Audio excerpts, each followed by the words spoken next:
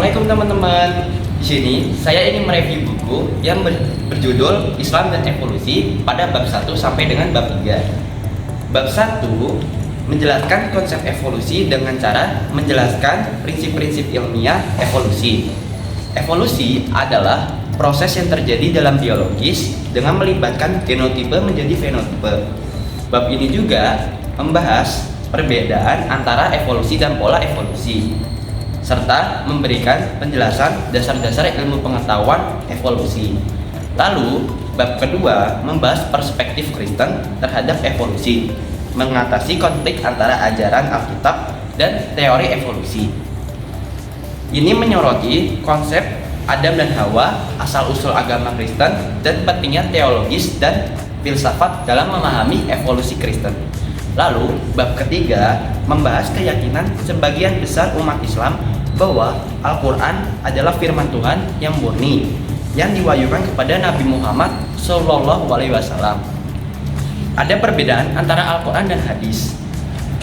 Al-Quran dibacakan dalam ritual dan hadis terpisah darinya. Penciptaan langit dan bumi dijelaskan dalam Al-Quran terjadi dalam 6 hari.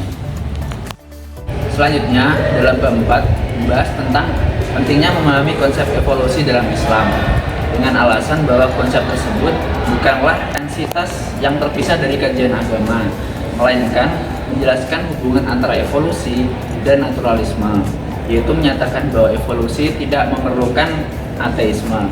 Bab ini juga menekankan tentang perlunya kita mengevaluasi kritis dan berpendapat bahwa tidak ada pendirian yang jelas mengenai evolusi dalam Islam. Selanjutnya dalam bab 5 membahas tentang hubungan antara Islam dan teori evolusi dengan fokus pada rantai besar keberadaan dan hubungan metafisiknya dengan konsep-konsep modern. Hal ini juga menyoroti pentingnya memahami evolusi dalam Islam dan Kristen. Selanjutnya dalam bab 6 yaitu mengeksplorasi konsep hakikat manusia dalam penciptaan dan fungsi alam semesta, kontras dengan rasionalisme dan atomisme sebagai perspektif yang berbeda. Ini menekankan pada kualitas hidup manusia dan cara yang baik untuk menciptakan kehidupan yang lebih baik tanpa proses yang panjang dan rumit, menyoroti pentingnya memahami evolusi dalam Islam dan Kristen. Pada bab 7, buku ini menjelaskan mengenai pentingnya menggunakan top down dan bottom up ketika mengevaluasi konsep identitas LID. Dan buku ini juga menjelaskan mengenai perbedaan antara kosmologi dan biologi.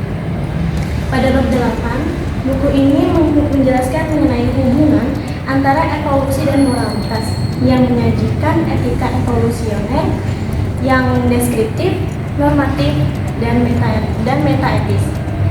Buku ini juga mempertanyakan hubungan antara perilaku yang baik dan keadilan.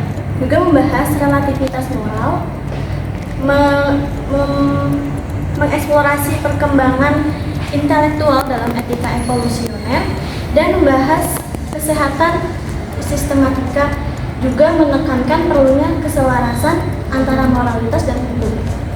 Pada bab 9, buku ini juga menekankan pentingnya hermeneutika yang benar dalam memahami ajaran Islam.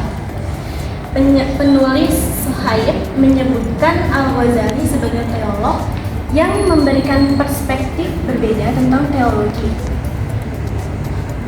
Dan buku ini menekankan pemahaman implikasi teologi dalam memahami Islam, serta membahas peran Nabi Muhammad SAW dalam proses ini. Yang terakhir yaitu ada bab 10. Bab 10 ini membahas tentang kajian Al-Quran dan hadis, menekankan pentingnya pemahaman ilmu teks-teks tersebut dalam konteks sejarah. Bab ini juga membahas perbedaan metodologi Al-Ghazali dengan metode modern, serta pertentangan di antara keduanya. Kelebihan buku ini yaitu menekankan pemahaman dalam konteks sejarah, termasuk mendapatkan wawasan mendalam, lalu tentang ajaran Islam dan nilai-nilai moral yang relevan. Kelebihan buku ini juga dapat memberikan menyeluruh mengenai pandangan dunia Islam dalam menyikapi teori evolusi. Namun, kekurangan buku ini yaitu kekurangannya adalah mencakup risiko terjebaknya dalam tafsir. Oleh sebab itu, dalam membaca buku ini, menurut saya membutuhkan pemahaman yang cukup cukup untuk memahami keterkaitan antara satu bab dengan bab yang lainnya.